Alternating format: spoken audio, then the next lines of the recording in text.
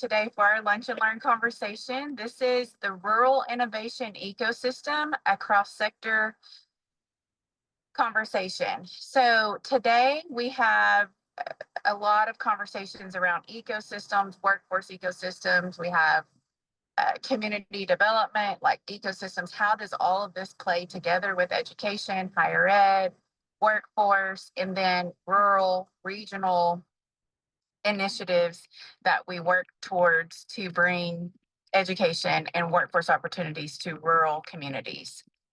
So today we're joined by Kate Cochran. She's the managing director of the Partnership for Success, Student Success.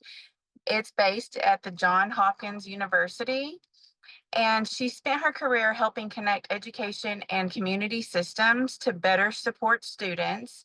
And before her current role, she led the National Partnership for Student Success, which is a public private partnership between the U.S. Department of Education, AmeriCorps, and Johns Hopkins that mobilized thousands of adults to serve in evidence based support student roles.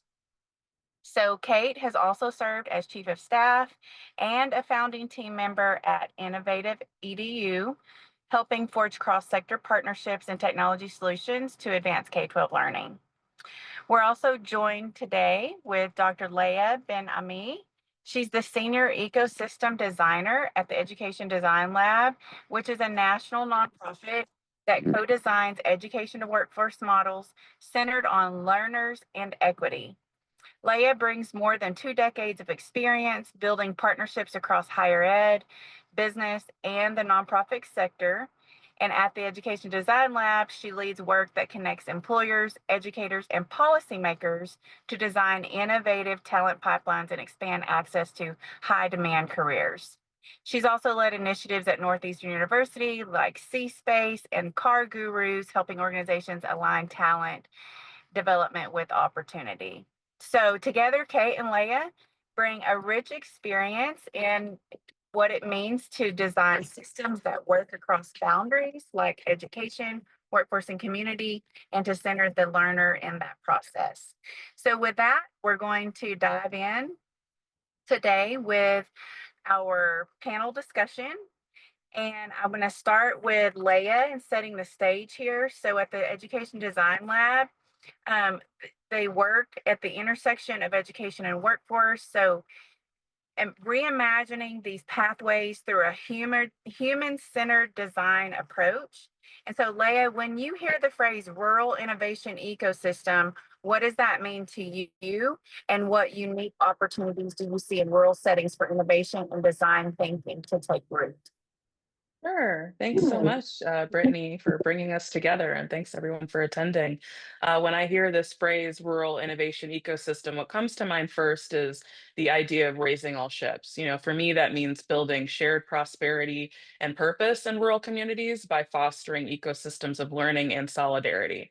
At the Education Design Lab, we really see rural innovation as a collective effort where educators, employers, local leaders, like folks on this call, work together to reimagine pathways that actually work for real people in their communities. So it's not just about new programs or new tech, it's about creating systems where everyone has an opportunity to grow and thrive. So in rural Texas, we really have the unique opportunity to use this ecosystem approach to enhance the economic mobility of Texans, particularly by, building clear, supported career pathways into high growth sectors like data centers. So by intentionally connecting education to workforce needs in this way, we can ensure more Texans have access to those living wage careers and help the entire community move forward. So I hope that answers your question. Yeah, that's great. That's awesome. Thank you. So, to Kate, your work with the PSS brings higher ed, school districts, and community partners together to expand meaningful student experiences. So, from your perspective, how does that kind of cross sector collaboration strengthen rural communities and local talent pipelines? Absolutely. Thank you so much, Brittany, for having me here and everyone for listening in during I know what are busy days in the field of education, higher ed, workforce development. It's all hard work. Just a little bit about what we do at the Partnership for Student Success. Our work is really focused on expanding access to evidence-based and people-powered supports for K-12 students. So we're really focused on roles like tutoring, like mentoring, like college and career advising that have a robust research base behind them. And our work nationally is really focused on how can we bring large groups of people into these types of roles. And when I say large groups of people, I mean populations like high school students nationally, college students nationally, older adults and retirees, teachers in training, groups like that. And so a lot of our work focuses on working with communities to identify and leverage existing assets in their communities and identify talent in their communities who might be motivated and well suited to serve in these K-12 student support roles that are often hard to staff or understaffed, obviously with the right support and training. And these partnerships can be difficult to establish and maintain, but they can have really significant impacts, not just on K-12 students when done right, but also on people serving in these roles, whether it's college students gaining valuable career-connected learning experiences and developing skills and competencies that employers in a range of fields are looking for, or whether it's older adults, retirees, who are able to stay engaged in the community. And there's a lot of evidence about the benefits of that to older adults. So we really focus on what are the existing assets in terms of talent in your community. This may look different in different communities. It does look different in different communities. And how might we support people in your community to support each other? Does that answer your question, Brittany? Yes, that's awesome. That's great. Thank you. So, Talea, one of the lab's hallmarks is designing from the learner's experience, like you've already explained.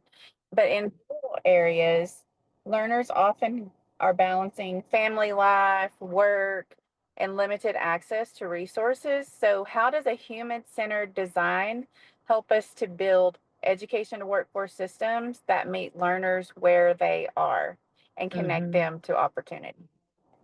Yeah, no, I think one of the things I'm most passionate about is, how we design those solutions, from the learner's point of view. In in rural areas, as you said, learners are often juggling work, family responsibilities, and have those gaps for resources that many may take for granted, access to power, access to water, et cetera. So that's where human-centered design comes in at the lab. Human-centered design isn't just a toolkit, it's really a mindset. We aren't building programs for communities, we're co-creating them with the learners, with the employers, and with the educators. And just as importantly, we work to train the trainers as well. So educators and employers, grow their empathy, and really understand what it feels like to walk the walk in these learners' shoes. So a quick example, and I'm sure Brittany can remember this during our skills simulation during one of our convenings back in February. We put partners through the same steps of a job seeker, that has to navigate from finding an opportunity to actually landing a job. And the feedback always includes, wow, I didn't realize how difficult this process can be. And that insight can lead to more meaningful practical supports that can support opportunity seekers and inspire changes where they're needed. And it's not just about the skills or the credentials, it's also about fostering that growth, agency, and belonging of each learner as they move through these micro pathways. And that's really the engine behind our work, designing systems that nurture those qualities instead of programs that are developed in silos. That way, we're not only making the path clearer, but we're making sure learners are empowered at every step along the way. Yeah, that's awesome. And that aligns with our work at CEN because we know that to end generational poverty in rural America, we have to bring that education to the rural learner and really provide that strong support system, especially as they get into their post-secondary education, because again, that looks different for every student, but as an adult, it's really challenging to go back to school, especially if you've already started your adult life and you have children or job or what have you. So that balance there is super important in bringing that education to the rural community, being really creative in how we can design those pipelines. So to Kate, the PSS model reframe students not just as beneficiaries of programs, but as contributors. So, serving in rural schools and communities through work study or credit bearing roles, how do you see this approach helping rural school districts address workforce shortages while also giving the college students meaningful place based experiences? Absolutely. So we know in rural school districts, I know everyone on this call knows this, that school staff and district staff are often asked to wear many hats. But we also know that there's a limit to the number of things, the number of duties we can ask a single person to do to take on while also maintaining quality of services and also quality of life for that employee. And early on in our work to expand tutoring and mentoring in communities across the country, we heard from school principals, from district leaders that they wanted to implement tutoring programs, mentoring programs, but just couldn't ask their teachers or other school staff to do more, given their already really full plates. We particularly heard this from school principals. And so from our perspective at PSS, this is really where the role of the community and community partnerships come in. In communities that have higher education institutions or that are proximate to colleges and universities, a lot of colleges actively seek out meaningful career connected opportunities for learning opportunities for their students and sometimes struggle to find them. And so this is a place where making open roles or opportunities, partnership opportunities known to colleges and universities in your community can be really impactful.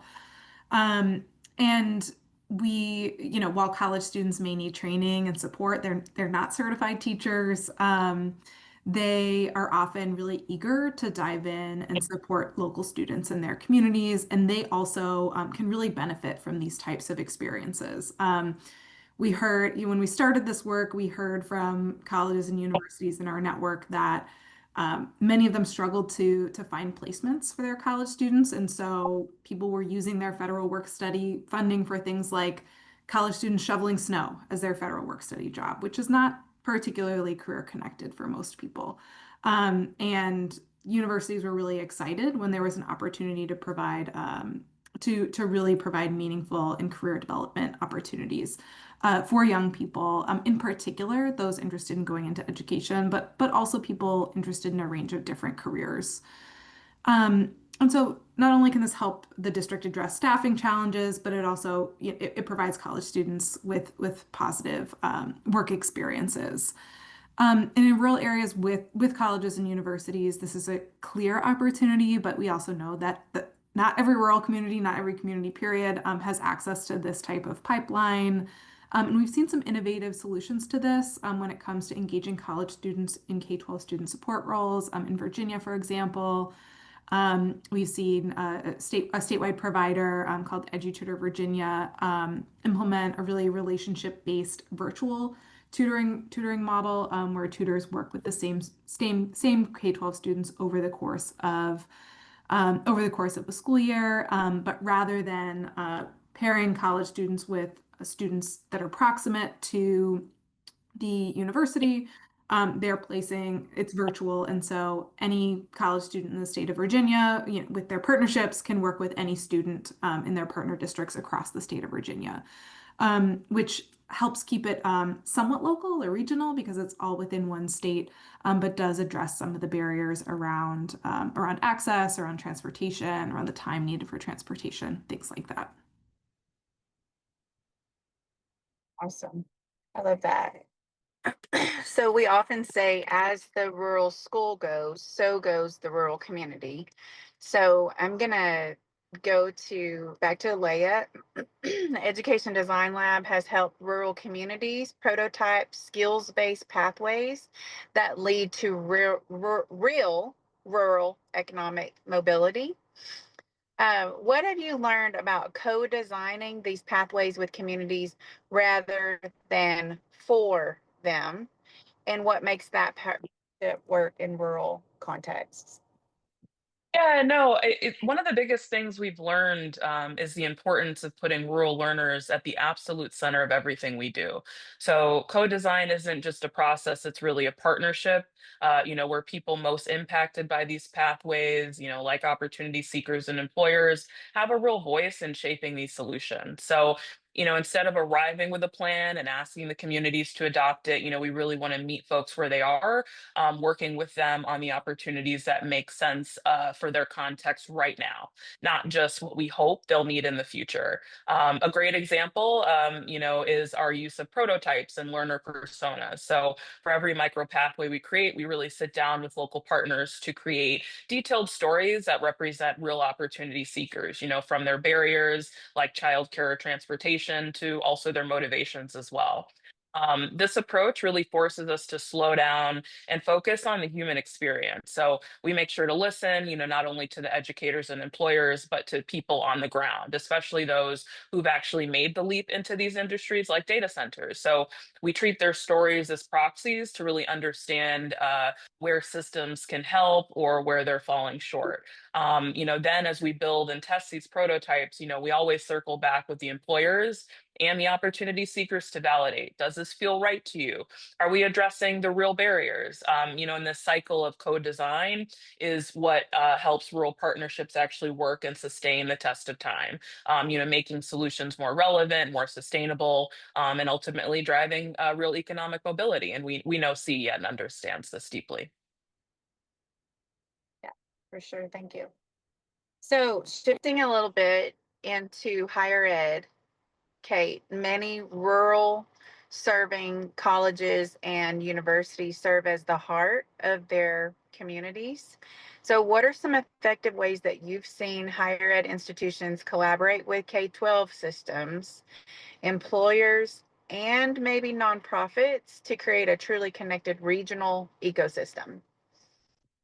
Absolutely. So we've seen a lot of exciting strategies here. And again, this it really does look different in different communities based on what community priorities are. But a few kind of tools in the toolbox or sample models that we talk a lot about that we've seen be really effective in terms of these partnerships between higher ed, K-12 schools and districts, and local nonprofit organizations or regional nonprofit organizations are first using federal work study funding. So colleges and universities across the country are required to use at least 7% of their federal work study funding to place college students in broadly defined community service uh, jobs and have funding to do that.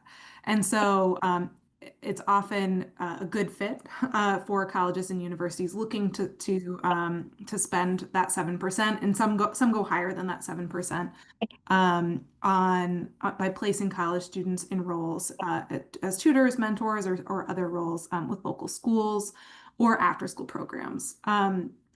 In schools, in both schools and after school programs, we've seen this be most effective when either the school or district has kind of a robust tutoring or mentoring program already that has the capacity to train and support college students in these roles, knowing that most of them are novice educators. Some this may be their first job in an education setting. Or we've also seen it work really well when there's a third partner in the mix who is a community partner. So maybe that's a youth development organization, a local rec department, an organization that has experience training young people or novice educators to serve in school settings or serve in youth support settings. And we found that structure, that partnership between higher ed, nonprofit, and K-12 particularly helpful because often those community-based nonprofits have some training and professional development capacity that can be challenging for districts who are asked to do a lot. It can be challenging for them to take on.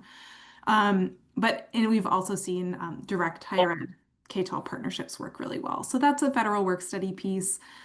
We've also seen community engaged coursework work really well. Many colleges and universities have community engaged coursework or internship requirements, educator preparation programs at their institutions. And those programs are often looking for opportunities for college students, whether at the graduate or undergraduate level, to support people in their communities. And so leveraging those types of partnerships can also be really impactful because it's a win-win. K-12 wins, the college wins, and the college and the students in both cases win as well. Um, and then in many communities, in many higher ed institutions, there are also structures like student volunteer groups. There's also research capacity at many institutions that can support with documenting the impact of programs, which I'll talk about soon, but can be really important to sustaining partnerships, sustaining funding, getting new funding, et cetera.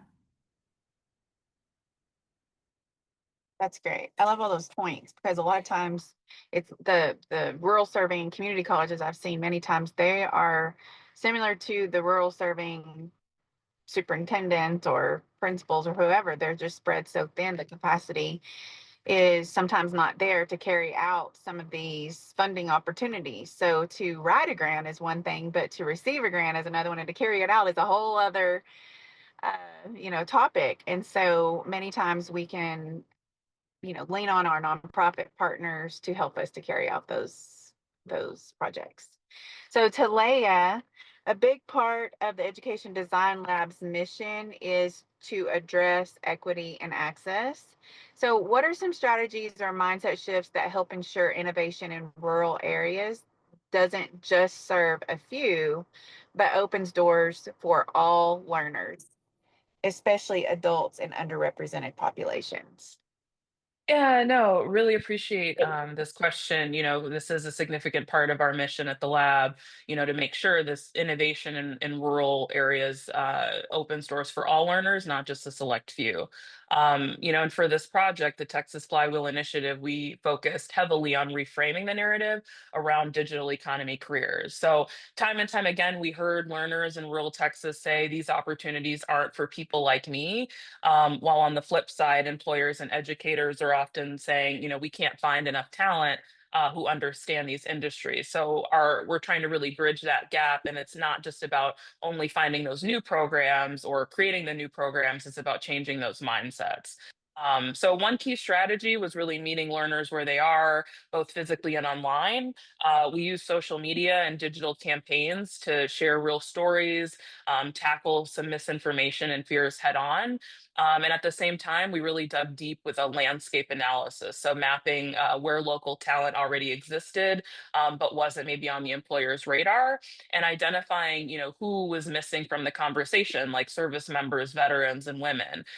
For example, we talked about this at the North American Blockchain Summit in Dallas. Did you know that only 5% of workers in some data center sectors are women, even though employers are eager to diversify those talent pools? So those are some of the pieces that we can really lean into. We also leaned into human-centered design, which is inclusive by nature. So instead of designing for the average learner, we really listen to a wide range of voices and will continue to do so. This is including those who've historically been left out or face barriers to entry. So we've even built a map for our employers, pointing directly to local sources of underrepresented talent. And I can share that link in the chat as well. And finally, we recognize broad barriers. So, from limited industry exposure to valid worries about ecosystem disruption or lack of trust from local communities. So, by spotlighting these real stories and showing pathways for connecting the dots, we're helping rural communities really see themselves as part of the digital economy, making sure everyone has a chance to benefit. Let me put this Yeah. map in the chat. And this is a free tool from Google to use, by the way. So it would be a helpful way to show everyone in the ecosystem. Yeah, thank you. Okay, we're going to talk about something that a lot of times it's a conversation that we kind of veer off and steer clear of in rural, because we are working so hard in the day to day, no matter what that is. If you are the city manager, or if you are the CTE director, or whatever role you have, data is something that we need to talk about, we need to do. But to Kate, of course, data often drives alignment across sectors. If we look at it, if we do it and we look at it, we use it. But rural communities sometimes struggle to connect systems or share outcomes meaningfully. So, what have you seen work well in aligning goals, tracking progress, or using data as a shared language across education and community partners? Yeah, thanks for this question, Brittany. And it's collecting data and being able to share information on program outcomes and impacts is particularly important. And so something that we've seen work really well is when new partnerships are started or when new programs are started. And it doesn't have to, it can be when they start, but it can also be at a change point, like the start of, of a new school year or the start of a new initiative, something like that. Setting really clear goals about the impact that your program, that this particular initiative or this particular program wants to have, and ensuring that you have systems in place to measure progress toward those goals.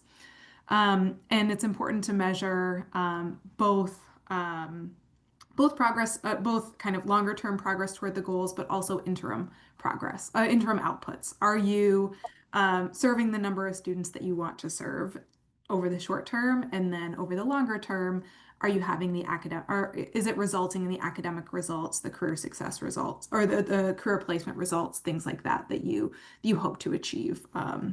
Bigger picture from your program. And we found that, and I'm sure many of you have experienced this, but setting really clear expectations through partnership agreements, memorandums of understanding, or similar structures really ensures that all partners are on the same page about this.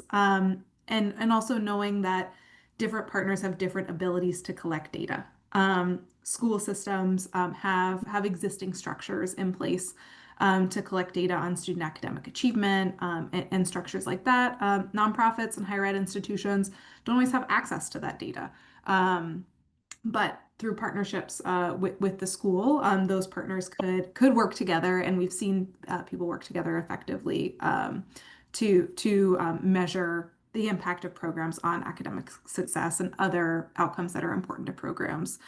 I'm going to put in the chat a couple different toolkits that we have that outline some sample structures and how to put together partnership agreements between higher ed districts and nonprofits that might be helpful as you think about this work. And just the one other thing about tracking data, obviously it's important to know if the work you're doing has impact so that you can decide if this is important to do moving forward, but it's also really important for funding, particularly for I think at a time when funding is scarce in the nonprofit sector. Philanthropy wants to see evidence of impact and also capacity to collect data on that impact, as do obviously many federal funding opportunities and state opportunities depending on where you are. I love that. It's so true. And even at the city level, it's so important to collect data, clear audits, all the things so you can write grants yourselves. Okay, last few questions here. All of you that are listening in, if you have questions, I'm sorry I didn't say this at the beginning, but you can drop them in the chat or you can just make a note. We're going to have some time towards the end to answer questions, or if you have comments, or if anybody wants to share the work that you're doing, we're going to have some time towards the end to talk about projects or questions. So, Talaya, rural communities are often rich in relationships but lean on capacity, which we've already mentioned throughout this conversation. So, how can a design thinking mindset help leaders innovate and build sustainability? So, with these grants, with this funding conversation, sustainability is Mhm. all something that we should keep in mind. Otherwise, we get the grant, and then once it's gone, so is the program. So, Um, Mhm. how can we use this design thinking mindset to help leaders innovate and build sustainability even when resources are tight? Yeah, no, was reflecting as a Minnesota girl born and raised and with a whole bunch of cousins in Dallas. And by the way, Kate, that shoveling snow piece, I said, oh, no, no, I've done so much of that. A whole bunch of cousins in Dallas, et cetera. We know rural communities are incredible, when it comes to relationships and social capital, even if they're lean on financial resources. So, one thing we see over and over, and design thinking really brings this out, is that innovation isn't just about big new grants or fancy new technology. Instead, it's about focusing on what's already strong in the community, how neighbors, employers, schools, local nonprofits can really band together to exchange what they do have, whether that's equipment, lab space, or just their time and subject matter expertise. For example, we've seen for the Texas Flywheel Initiative, employers donate lab space to faculty.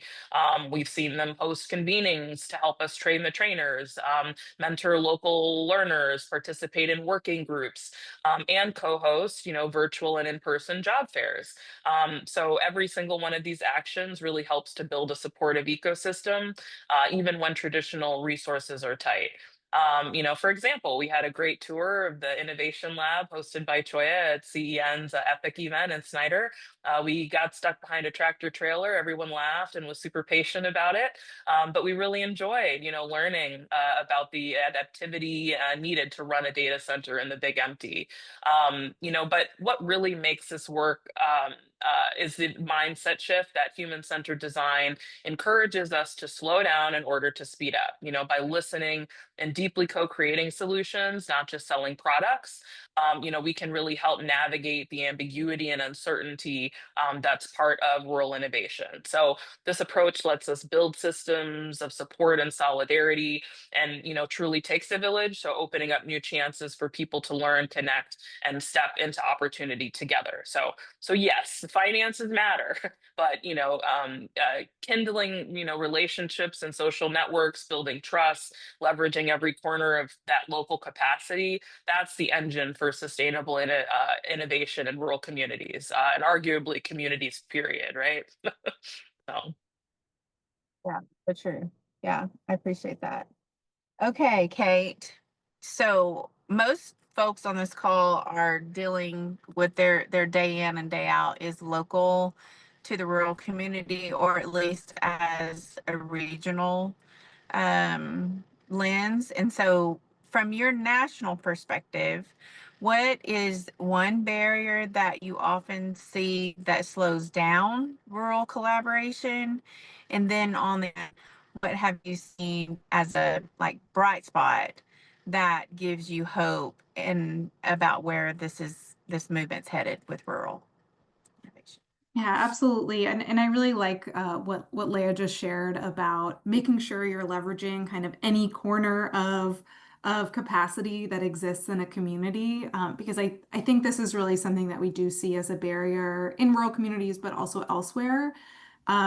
People doing really good, being really dedicated to their work, often doing really good work, but not always having the time or capacity to look up and see what other people are doing that may be aligned with what they're doing, which means that sometimes we duplicate efforts.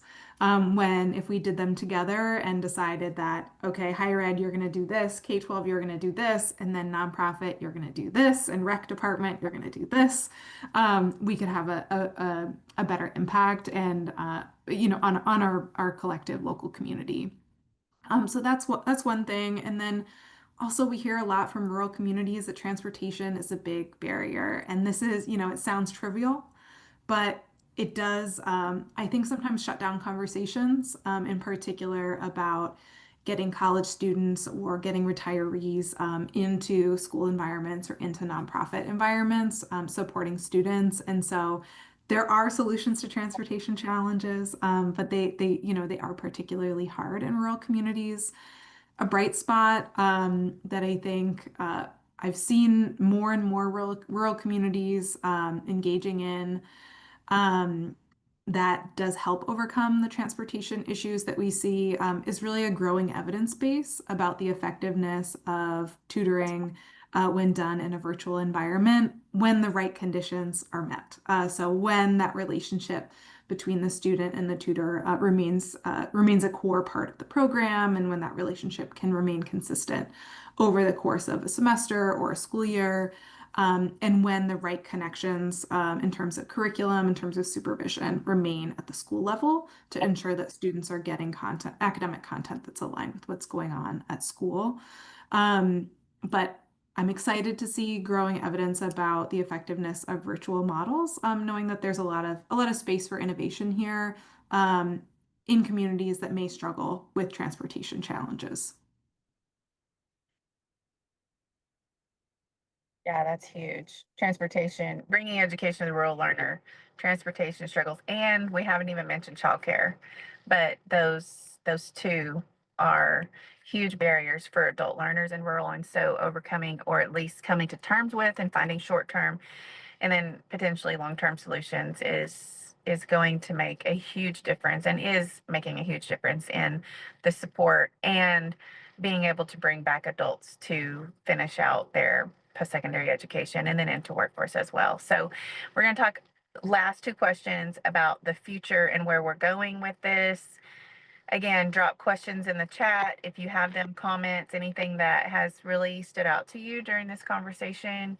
But Leah, if you could offer one piece of advice to a rural leader, whether they are a mayor or they are a superintendent of a school district, a parent, whatever role they play in that rural community that is wanting to start building their own innovation ecosystem, what is the first small step that you would recommend that they take? Excellent. Well, that answer is different for the parents. I'd say for any parents, my inner auntie says, "Take a nap, take a break. You deserve it. You're doing great." But for everyone, I'd say begin by learning about what you already have. Don't rush straight into new programs. As Kate mentioned, there's other folks already doing some of this work. So leverage. For example, there's a assessment from the Council for Adult and Experiential Learning, or CALE. They have a really lovely ecosystem certification course that helps you kind of get a real sense of your local vitality. So, who are your key stakeholders? What partners and assets already exist? And where are those gaps? And if you're truly starting from scratch, really, the first small and smart step is to really establish a data-driven foundation. So we've talked about data throughout this discussion, but that really means analyzing those labor market trends, mapping out relationships inside your ecosystem, and pinpointing which roles or skills are most in demand. So bringing early partners to the table, even just a handful, and let that data and those voices help guide your projects early. Shape and direction is what we'd recommend. And in our work at the lab, we've seen that a clear picture of your own ecosystem always leads to stronger and more sustainable innovation. So that would definitely be our 2 cents. And I'll put this link to Kale in the chat. Yeah, I appreciate that. Okay, so our last final reflection, our question for final reflection, and we'll move into questions if you have them. Kate, what's one mindset or partnership principle you think will define the next generation of rural innovation work in the years ahead? So I really think cross-sector collaboration is key here. Leah's talked about this, I've talked about this, but really in rural communities and in communities at large, understanding what the existing assets are in your community and leveraging them. That doesn't mean that there's never a need to bring in something new, or there's never a need to bring in an outside partner. But really understanding what is going on in your community that's positive and building upon it, rather than kind of building something anew, is really important. And then the other thing I'll say is that small progress is better than no progress. This work can be really challenging, in particular when people are doing a lot of of other things. Your only job is not kind of chief innovator for most of us. And so, but it's really important to keep momentum going, to focus on, have conversations that are focused on action, have clear action items coming out of each collaboration meeting, each partnership meeting that you have, so that we move from talking about the challenge, talking about potential solutions to actually acting on them and having progress and impact in our communities. Yeah, that's huge. Action stuff is good, right? We can talk all day about we know we have all the ideas to solve all the problems in the world, but doing it is a whole different thing. And then also kind of defining or redefining everyone's lane. That's just kind of the summary that I've been keeping up with as we've been having this conversation. Is many times we're already spread thin, but then as mentioned earlier, sometimes if our lanes are, aren't being kind of directed, then many times we're all, workhorses. And so then we end up doing double work and overlapping work where we could have just redefined those roles. So is there anyone on the call that wants to, if you have questions or comments, anything you want to share in your community that you're doing? I see several of you on here that have many, many opportunities and good projects going on that I would love for you to share.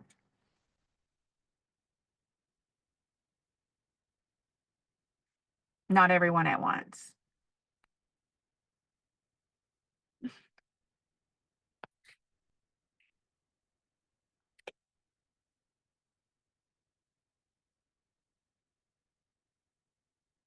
I don't guess I'll call anyone out.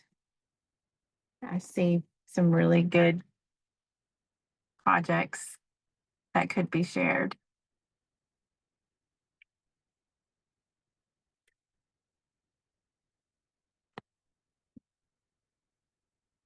Melody, I'm going to call you out. Would you like to share your your adult ed program?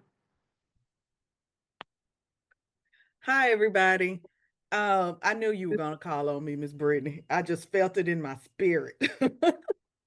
So I'm Melody Jenkins. I'm the Career Center Coordinator for St. Augustine ISD. And I want to say to you all, thank you for the uplifting and the encouraging words to keep doing the work. We here in St. Augustine are what you call small and rural. We have a population of like 1,800 people, and our K through 12 high school has less than 600 students. So, with everything that has been said, we have been working on revamping our high school to become a P-Tech school. We are also trying to revitalize our adult education here. And so we have a lot of things going on here. And when the statement was made about many people wearing a lot of hats, that includes me. So I get it. We work well with Edu-Nation in trying to get some things accomplished. Um, we are applying for multiple grants here. So everything that you all have said has been a help to me, and I appreciate it. Yeah.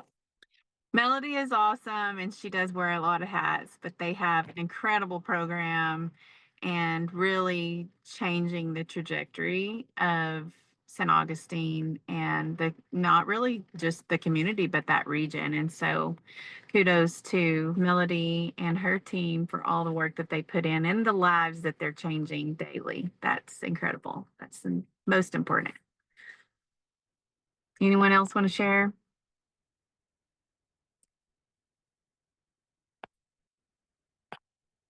I guess we've solved all the problems today.